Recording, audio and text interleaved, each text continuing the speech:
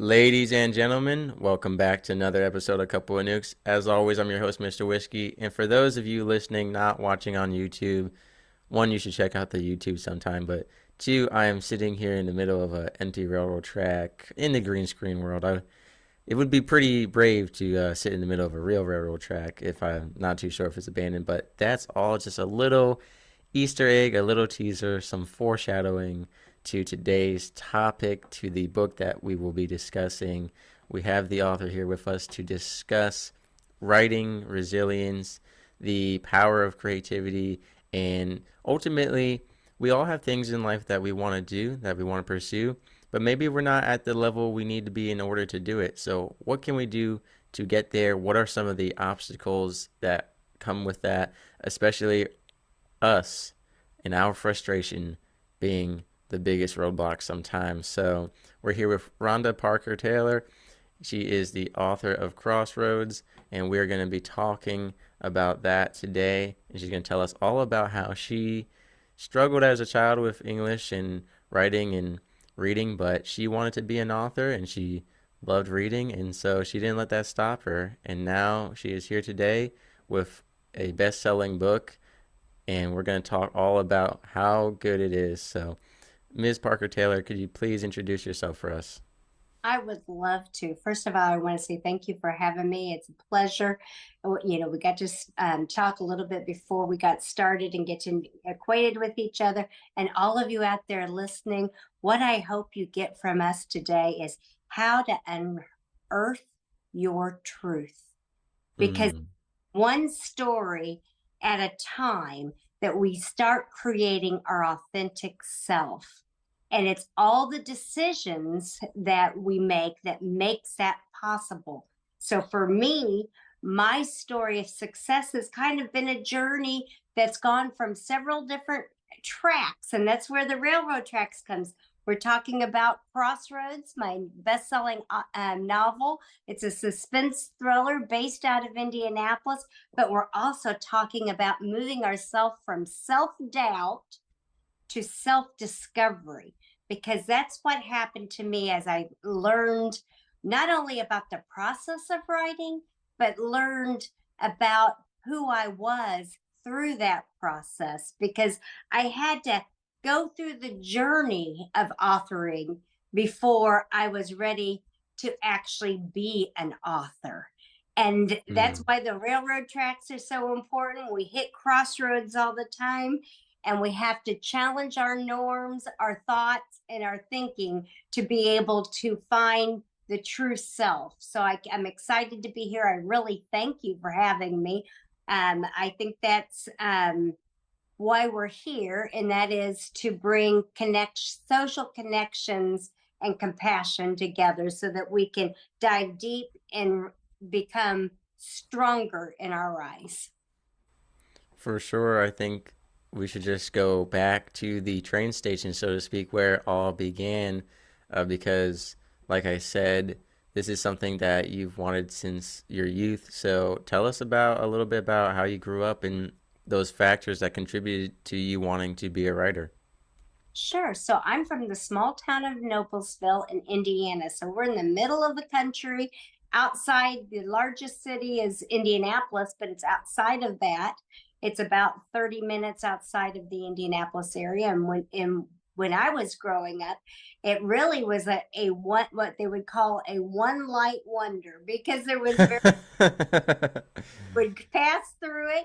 You'd see the town hall, and then you'd be right back out on the other side. Now today Wow. it's spread and has more um, culture and more, population than it did when I was raised. But back then there was probably more cows, pigs, and sheep than there were actual population. But what I loved about that is it allowed me to have a real childhood where I could develop my imagination. And of course, being from a small town, you wanted to be in the big city. You wanted to explore the world. So that took me to reading. And then the reading developed where, okay, now I was in school and I'm not so good at it. And I realized that, yes, I liked the pictures. Yes, I enjoyed the Right. storytelling, but I struggled with the concepts and the the language and the structure, and it took me getting a mentor and a tutor to actually improve my writing skills to where I was even academically strong enough to go to college. So, mentors, I'm a firm believer in anybody that's struggling, find that help. Find the right person that you connect with, and let your soul and the new skills develop so that you can not only accept your weakness there, because you have to accept it to improve it, but then also so you can have a profound transformation to what you're intended to be. Yeah, when it comes to tutorship and mentorship, it requires a certain level of humility. So could you speak on that? Because there's a lot of people who want to do something and they're not good at it, but they don't want to get help. They don't want to accept that weakness. They don't want to be seen by others or themselves a certain way. What can you speak on that? And when it came to your personal experience with getting a tutor, I mean, were there hesitations there for any reason? Oh, yes. So for me, academically, I would never have asked for help personally, because I would maybe pride. I also hid behind the fact that I was social, and I could say, "Oh, I'm social." They don't require me to be, academically strong in that area. I don't want to compete with my brother that's great in math and science, and was heading to Rose Holman as an engineer student that had the great grades, and so it allowed me to take a step back. But it took, actually, in my case, the mentor, the teacher, realized I was struggling and said, "You know what? I would like to tutor you over the summer so that you pass your proficiency test to graduate." And when she showed that interest, so she kind of picked me in this case, Mm, I was able to open myself up and redefine my worth based on the fact that she felt like I could do it.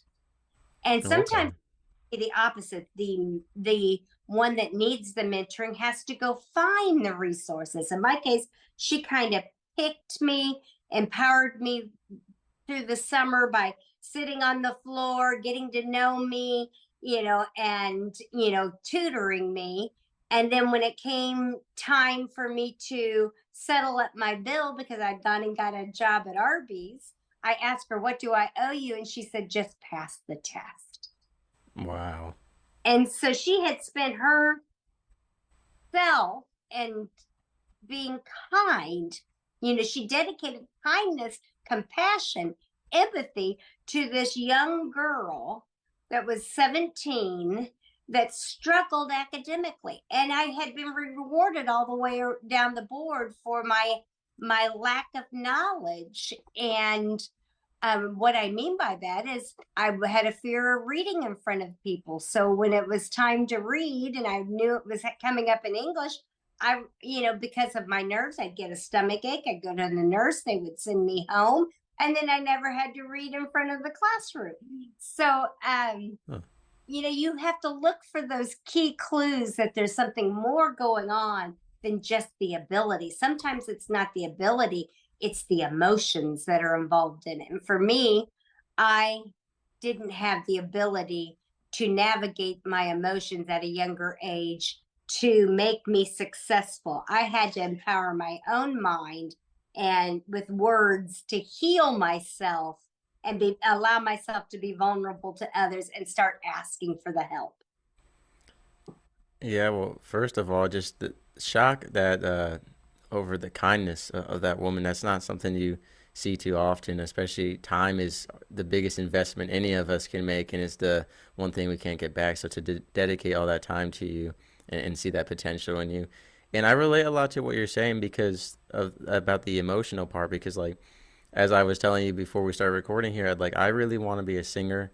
I've got the lyrics down and everything, but my vocals aren't good. And the longer I'm singing and the more upset I get, the worse it becomes. Like from the start of when I'm recording to the end of the day, it's just getting worse and worse because I'm getting more and more frustrated and upset.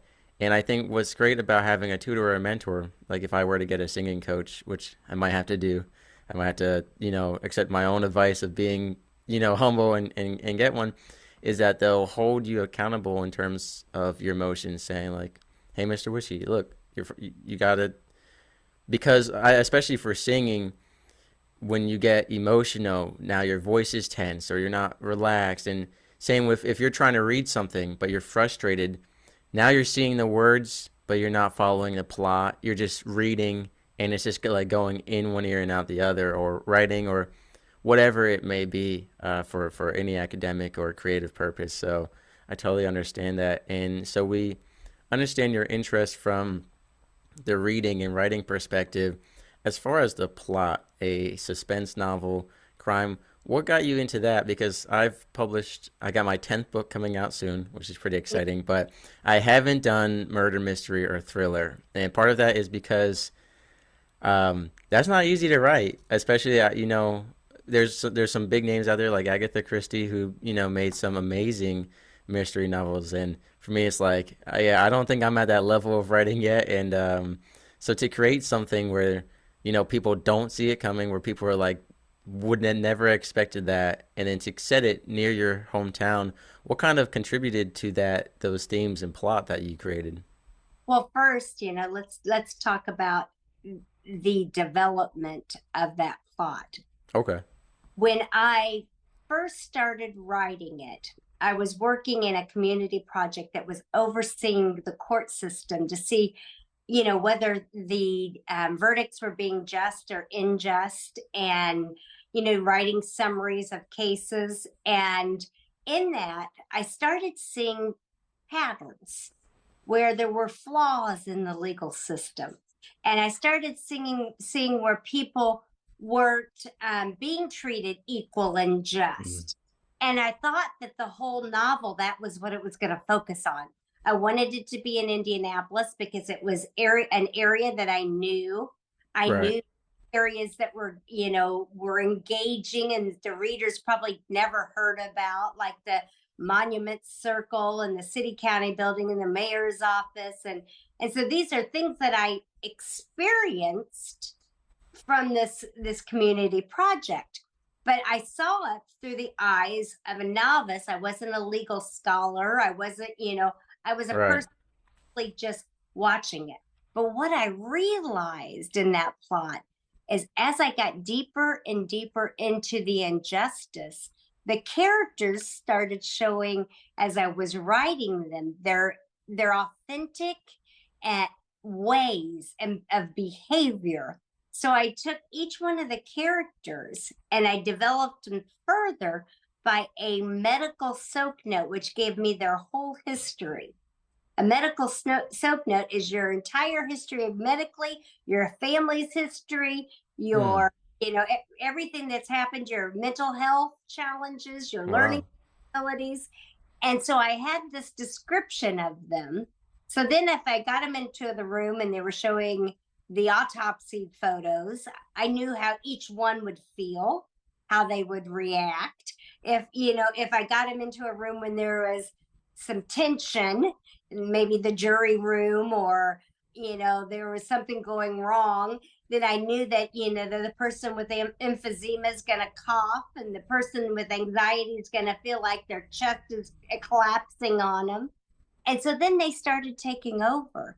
And that's where that Agatha Christie kind of twists and turns could happen, because I realized I had created people that were believable, but Yeah. it's different, but they all had the same problem because they all had a life balance problem.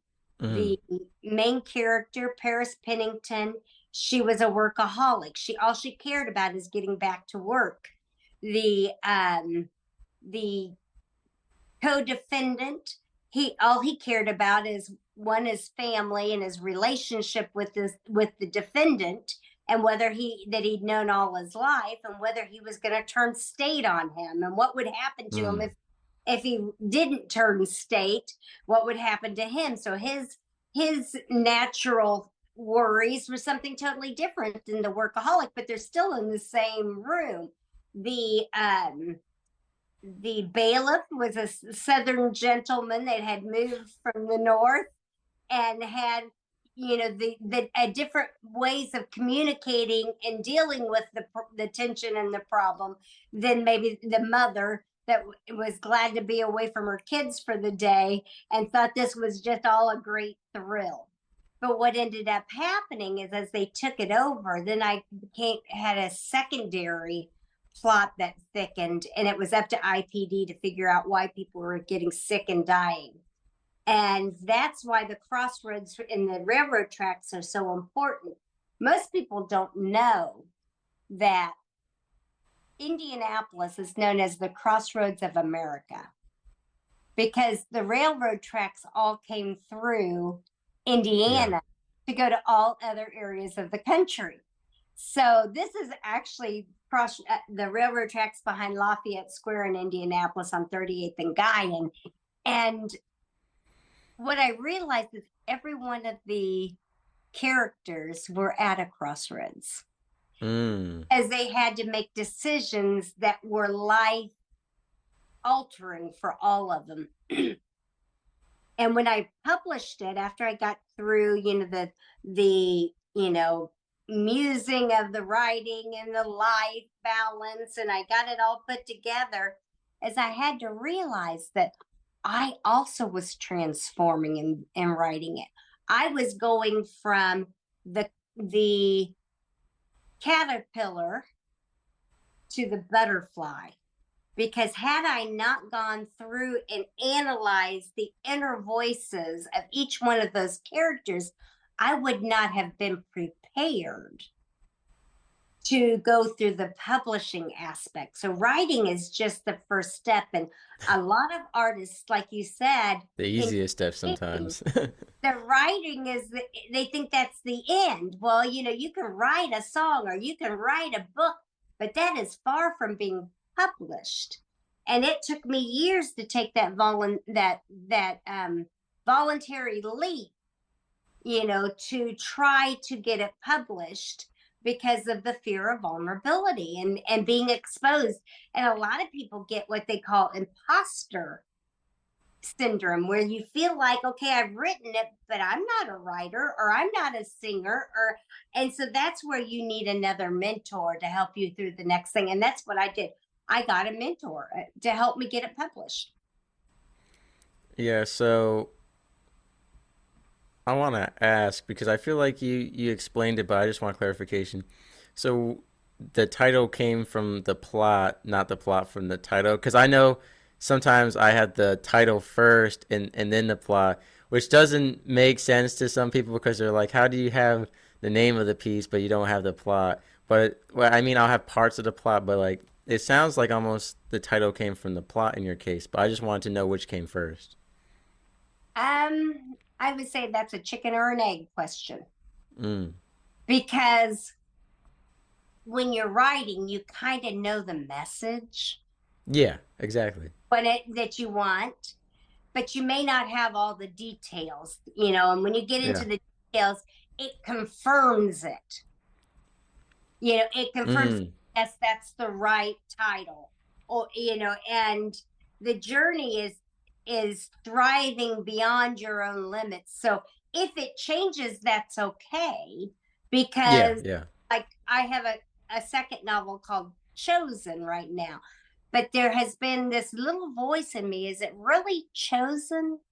Or is it the something more like Hope's Journey, Mm. or a journey for hope? Because in that novel, this young woman is chosen for different types of things that are not to her best interest. So I was looking at it from the predator standpoint, that they were choosing her Mm. and that she was the chosen one. But then I'm like, or is it Hope's journey, and because her name is Hope, and Mm. it's her journey to learning not to be a victim too. So it could go either direction. I'm not really sure on that one which way it's going to go. because it's like I know what the message is. Yeah, I yeah. want people to learn from it. And I know that, what I want them to come out with the feeling of, but turning fear into fuel is kind of the premise of the whole book, pain to purpose, fuel, but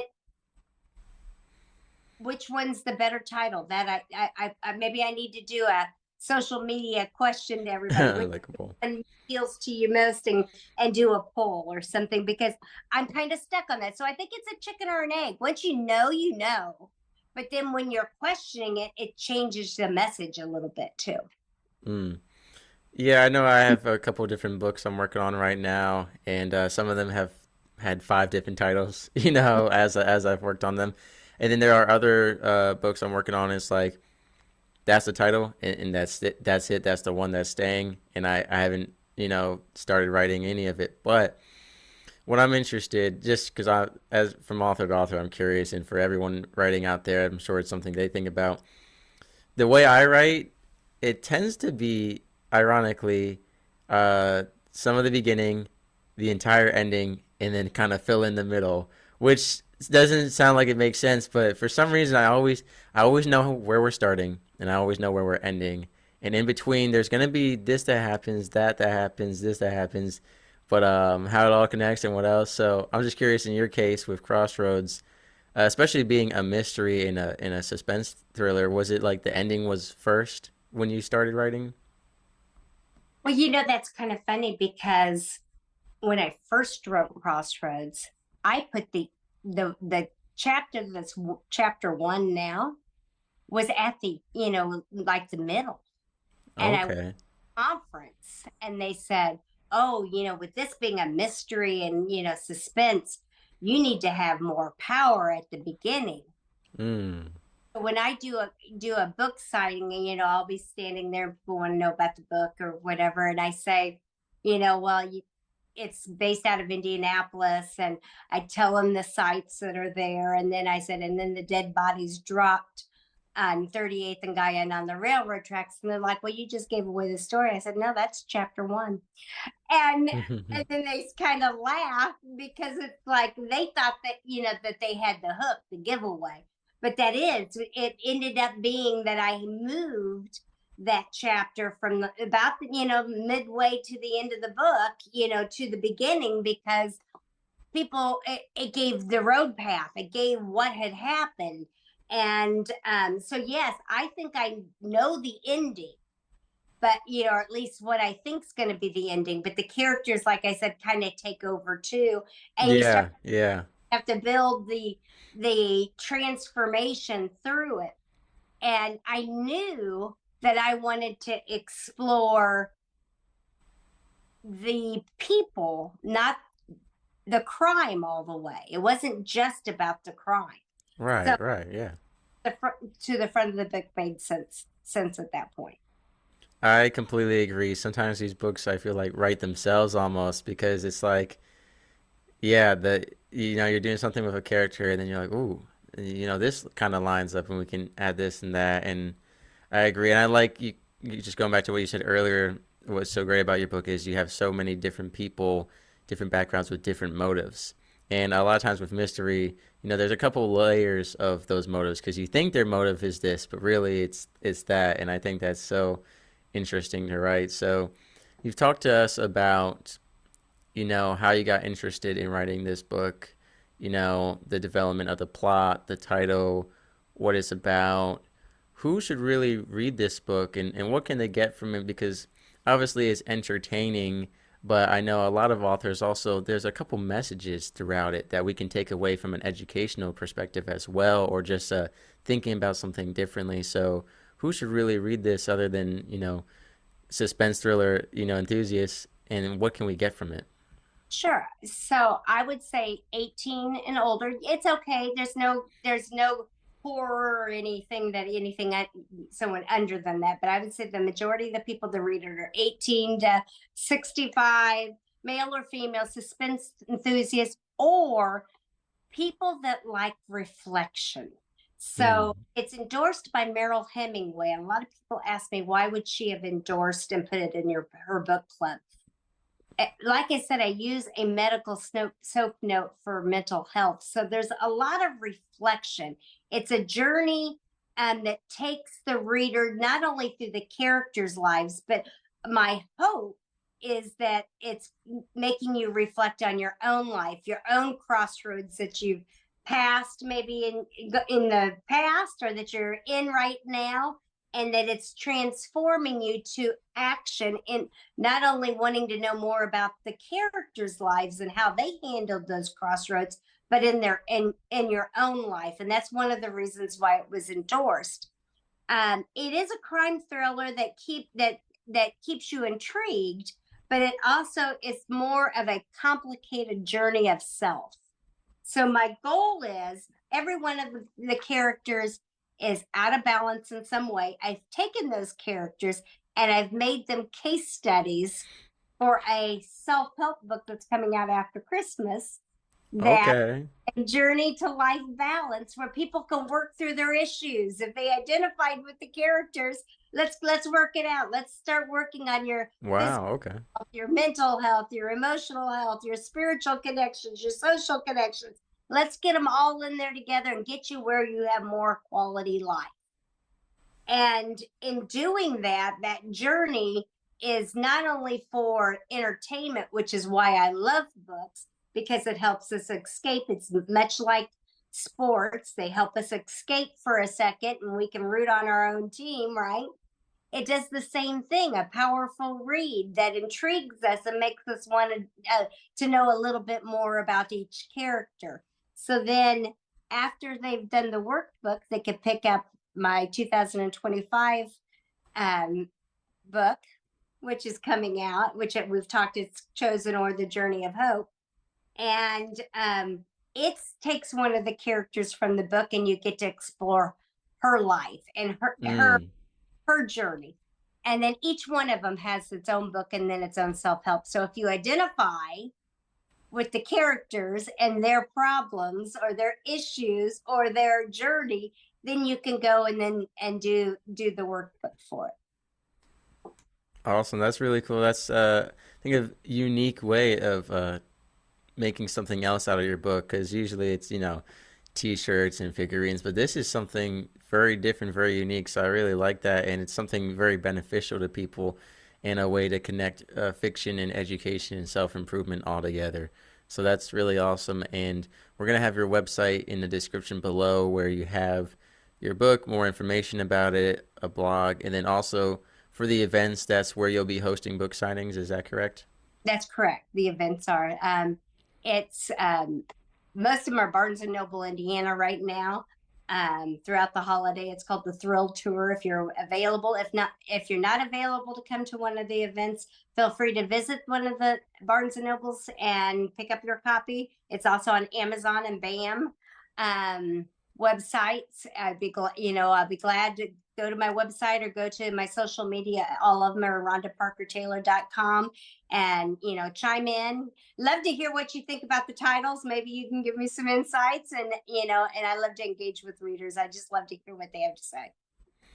Awesome. Yeah. So, ladies and gentlemen, I hope you found today's episode beneficial, and hopefully you found something new to read. I encourage y'all to read. I feel like the newer generations don't read as much unless they're playing video games or something. But it's good to read, because you're being entertained, you're learning, and you're reflecting, especially in this case. So, Ms. Parker Taylor, thank you so much for coming on the show and sharing your novel with us. And I look forward to hopefully having you back when your next one comes out. God, I would love to come back, and thank you. I feel blessed to be here. Everybody have a great day. Make it a great holiday, and enjoy yourself. Sailing through the ocean blue, nuclear reactors my crew, guiding the ship, the stars as our guide, through the waves we ride, jokes and laughter fill the air. On this voyage we have to share, working together, side by side, as one family we will abide. In the heart of the ship we reside, nuclear operators with pride, powering the vessel with every stride. Our mission, the source of great pride.